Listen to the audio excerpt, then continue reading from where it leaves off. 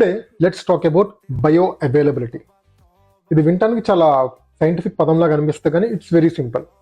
దీని అర్థం ఏంటంటే ఏదైనా ఒక ఫుడ్ మీరు తిన్నప్పుడు అది డైజెషన్ అయిన తర్వాత దాంట్లో ఉన్న న్యూట్రియంట్స్ అనేవి మీ బాడీ ఎంతవరకు అబ్జార్బ్ చేసుకోగలదు.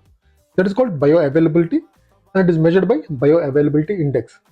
అండ్ మోస్ట్ కామన్గా మనకు వినిపించే బయో అవైలబిలిటీ ఇండెక్స్ ఏంటంటే protein bioavailability index. So as the name suggest, మీరు ఒక ఫుడ్ తిన్నప్పుడు అందులో ఎంత ప్రోటీన్ అనేది మీ బాడీ అబ్జార్బ్ చేసుకుంటుంది, అదే protein bioavailability index.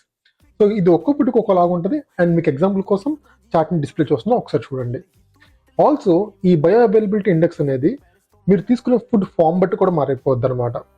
For example let's say boiled ఎగ్స్కి మీకు ఎక్కువ బయో అవైలబిలిటీ ఉంటుంది, like around 90, and average raw ఎగ్స్కి మీకు 51 ఉంటుంది. సో దీని అర్థం ఏంటి, మీరు రా ఎగ్స్ కంటే కూడా బాయిల్డ్ ఎగ్స్ తీసుకున్నప్పుడు మీకు మోర్ ప్రోటీన్ అబ్జార్బ్షన్ ఉంటుంది అని చెప్పి. Okay, hope this going to be helpful for you. Stay healthy, keep lifting.